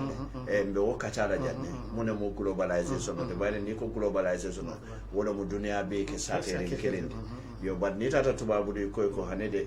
alton dalla o musu fula futu o mo jallu wati nyalete bare wotu wabu wonde ka fontole ko walla alfanan be sonnale lamin nin fode futu bintanin fatu ye futu ni wonten kalu mako min nambe na mako de bulo londila yo na politician on min yalon ko ma ala tento itolo kam min je doron dan ko kodo en ganna politiko keno itolo fengo fennate kan doron amunte ke dali yelen doron ka kuno bismillah yakuba se sarodi se programme ko fa fo ka badingol be konton ila la mori nyimma kan ko yemi tandite tubabu du ni juusol ma ike soron ha juuso bi kama tubabu juuso bu kama ha ni juuso la ko ma wala mo antisemite ke soron ike soron ni ko Hitler juusol minfa juusol ka sembo wara ndi nyami e ka fo million woro not amanke million woro e ka fa e fa nyami ni ko e ba seneyandi la tubabu do fa bije ka kitabo da seneyandi ya soron e kitabo nyin sisi e ka te fentila sila moto sagla resim ay mina fo mina fo bar e ka dino kele ika kuma jawo fo kila ma alayhi salatu wasalam ika katono dada ika ke terrorist ni koy be diamula e koy freedom ya jele ad sala fo nyindo mon freedom of speech to aya sotole bar ni o karoma ika fo luwale fo be laari woto mom moy jusu karoma be soronna so on tul nyentan hakilo tulal drom ko en kamin fo be min tala sa korosi se fendi se fenta kamin dim bika o korosi kat wo mun tale bar be min tala wo nyanta korosi la batel ka badi mo be konton ye la wato min bula pour kala moy ke tendu ke ni ba ando komande la do ya fo jang ako nyanta di islamo ni arabu kam bola nyota arabu ya bola nyota ngalondo fanan nin tubabu ya bola yalo ngaje tandila non ko tubabu ni bija ni iko moy ta Angleterre karama na tata ni nani tubabu ya manna afon bi ka konta woni tubabu ya le kana mbe wala ko mo fola pa ni ijututa tondi kutola borola kana ma wote nyala mbe tubabu karandi wol ta fola arabu karandi wol fanada arabu du wol fanada arabu ya na tankan fata arabu ya le manke arabuti adun imam buka je te lan kuntu sim kuntu de buka wojere hanen ka kuntu baraka kuntu dami amunta talikulo e santo do mandin ka kuntu bara buka kuntu kelo mo hane yale chance di mo lale nyin kamala nka wala tandi ko arabu ya ngawti bulu no solata dino la dina kendo anin sunno ajibe hanin na ibadu famo jibe ni na da jibe libya ka ibadu sifa mendo is different from Saudita and golf yo bandalla janna mol ka tiko city ike fenko la buka dan tiko la mala bari ka muri ka fano la ka hayalo ni hijab abandale so hijab fo façon number hani ni na ka façon te sila wonte dino to womu c'est un business o do sa ngaje do fane ka miss hijab nyol tombo na ando kelle ka ke refari way wo fana ka kelle de butum yago tuma do for programme ko bismillah ni ala sonda programme ko tembe globalization o sambala na mbe nyin difference on fana jibela ando mbe focus la mo on pan-africain bari nje ko mata bari ne kawandi la jama jibe tonya ida fa mantara kawando la jan nyemmu londo le te karandiro lo andum karandiro wala mo kabani ga kawando jibe ye kuma fo ibe modu sonde la nyandi yebo jin kudo kam yana nyin kudo kam kawande la be kamoneke e kam modu kumandi na albonan dibo kono alena ala kam gelo mu fanu nyaati so ibaje la ko ni wolbije wala nyemmu kudo te pour folo ka misilmaya mune fonna balu nyaal bayri ni nata jibe hanin kanyem pare nyaal minki misilmo nyanta fango topoto la nyaadi de anala muso e dianyo e wala na ke dianyo ni bebe dino kono bayri ngajele misal fe ne pastor Forbes nata akatandele ko in Christianity yaade nyante ngon singol kuntulale nyante dabo koto tiru lilale so ni nata jibe nyim islamo nyimbe lande bayri inshallah nyato sene mbe nyolo be sambola nan nakacha kono bari mbela fila kanyin serialize isa ja seke modi ye londoti isa asake nafafa nan abaraka bake yakuba ngetendu nge jayi piran jam fata bari wonya imaja be sirin jam fo saya fe de tarantan suto sita so wokamala ngetendu nge jayi so adoro fana min ya don kal ben jibe kan yankuba la nomba be tarla janne ñinulumu karandir laalete andu la ñin karandiro be e baake kan fi sabilillah e kake ala nala kilale wala momi yalon ko be ala la do ko la ni e fenci ka yaadi wala yankuba mambula ñindade bari najji koto nale fendi wala wo fana musadalete me yalon ka sada se botano bari ni yankuba jibala na radio to jam ntol man passe di ala man fendi ala te fangole bala passo jora kada kabonam piran kamuru nam piran ando moto tabulu so another si ni jabada to memu university to su radio kamolu karande kula mammilong anda be keda kontane kote wala momo wo keno doron mba fulale ko alsa kenole nalma yanko ba fan kumandino ba nalenta kundingo kumande ale fengo fendinna mba cikala la ngadi yanko bala se kali kote be yaron ko ala se la fal so wo kamala don ba tentula mbali jayila jiber lalo lamoy lalo mobe dawoda ba tenturo anin jayro ni warandiro bita minkan wala man satallati bari nga programme dati na tele tola anu nga telefonan dane fo asentete nyim programme kono isaje sa kumfani alhamdulillah rabbil alamin afela nata na wodu wali jabi bi fanan walla mba fulay ko alhamdulillah rabbil alamin ka tetentu ka jayi anin ka warande mi yano ko hadama dungo buka mirano yo kala kilo brande bi fanan yayi instant services money transfer wala bulo be na nyim programme kono on Tuesday nyim programme fanan be borkane Bansang Community Radio wala CRR ko ngal tentu ngal jayi mbe usta solo al mamulu ngi be tentu ngi jayi fengo fe yano ko fintita ibe lorin kaaje ko min sekano misir mo la nafati anen banko la nafa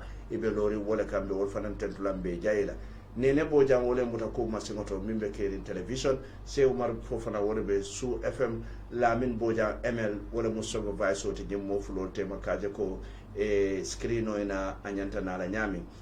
Yakub Nyandu imam wala mun na luntangoti bi nde kundingo pamodu boja nde be siri programme wala la fanala wala ngal tentu ngal jayi ala mati loto diala mimbe kering nka sata wala nyama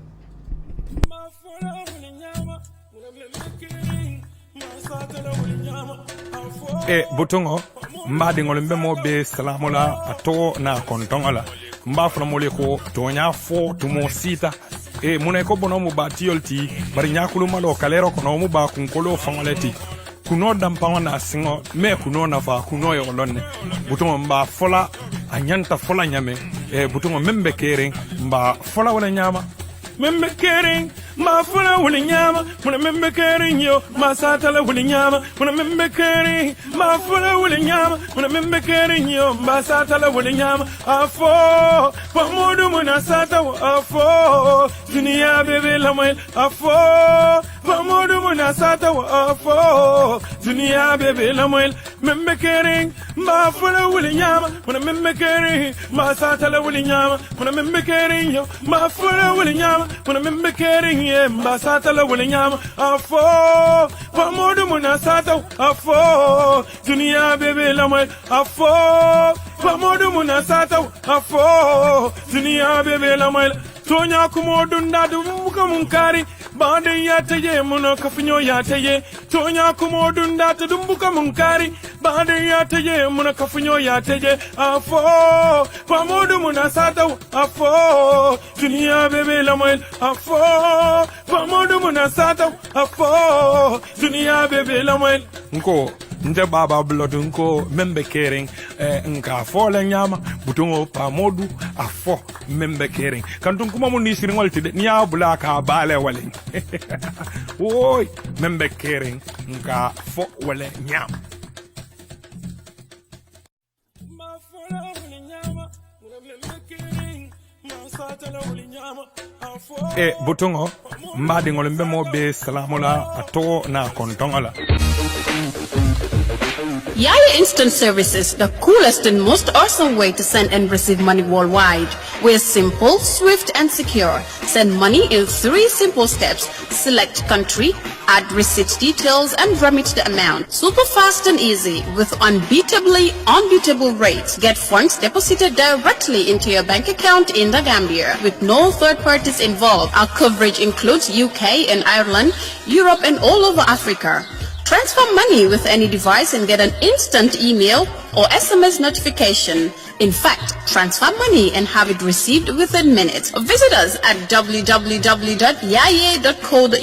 and get instant access to latest rates, free calculator, mobile top-up, track your transactions live wherever you may be, and so much more. Contact us today and revolutionize value for monetary transactions. Available now on the Apple App Store and Android Market.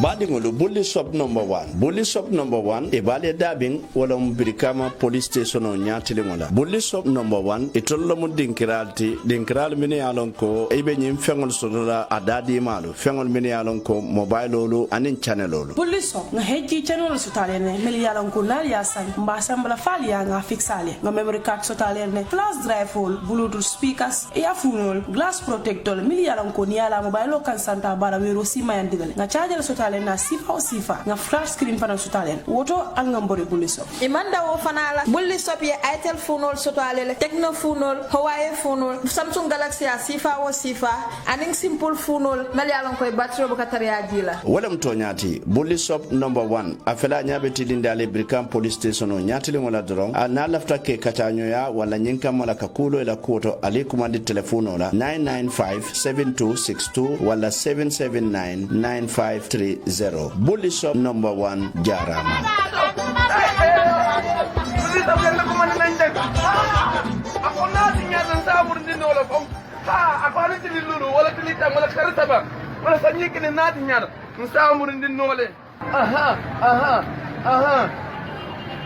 alhamdulillah rabbil alamin bulli shop jarama ala baraka.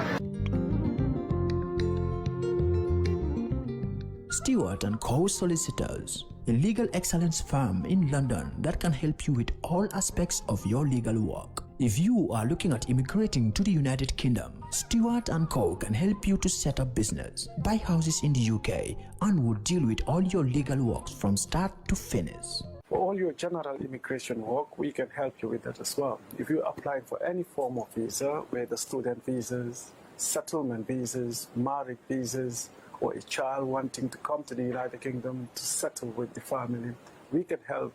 you to achieve your goals. Stewart & Co. Solicitors, a legal excellence firm specializing in conveyancing, immigration, litigation, family law, personal injury, licensing, no win, no fee. Contact us today at www.sk-solicitors.com. The Gambia Police Force, in partnership with Comfort Quality Services Limited, brings to you a new aluminium number plate for vehicles and motorcycles. The registration process starts with a payment at any Trust Bank branch. Prices are as follows. $1,100 is for vehicles and $630 is for motorcycles. Once a payment is made, simply bring your receipt and car documents to Gareba Police Station or Banjul Police Headquarters and have your new number plate printed within minutes. We also have registration offices at Basse Police Station, Farafenye Police Station, and Brikama Police Station. Comfort Quality Services also brings you a service at your doorstep for customers with 10 or more vehicles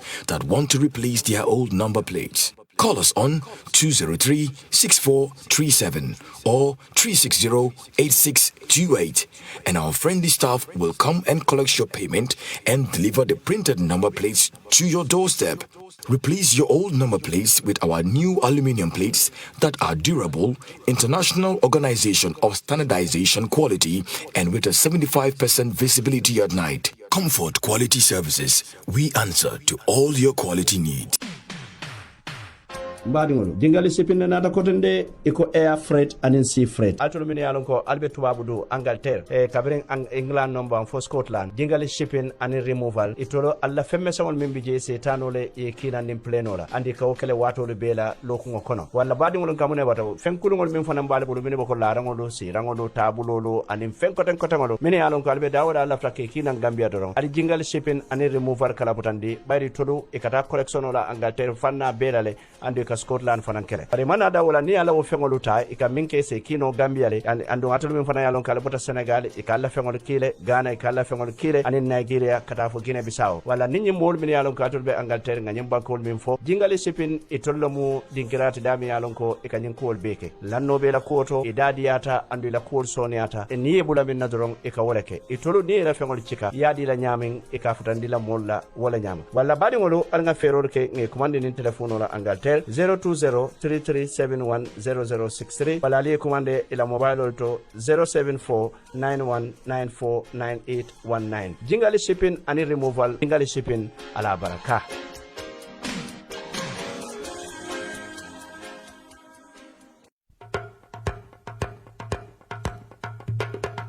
foy lafta rido la mi ala aketa ridi kendoti adum fana da soniata foy be bantala bankole kan adu lafta ka ridi nyimata ka sang pruka ke la bunkono wala ya sang iteri malye wala isa dino la dimbayal ila jakalo bantale sain joni trading itulle ridi kendo na fe mi alon akuloro sifal bele be bulon adum ni lafta pruka ke la bunkono wala isa sanno kanuntelie hanila office fanan kono isa ke noje joni trading dung ye designer ridol sotol mi alon abe ke kurim pro la bungol kono afonye lafta kuloro minna anin design o minna nsa nafe foyla suwo kono mbadingol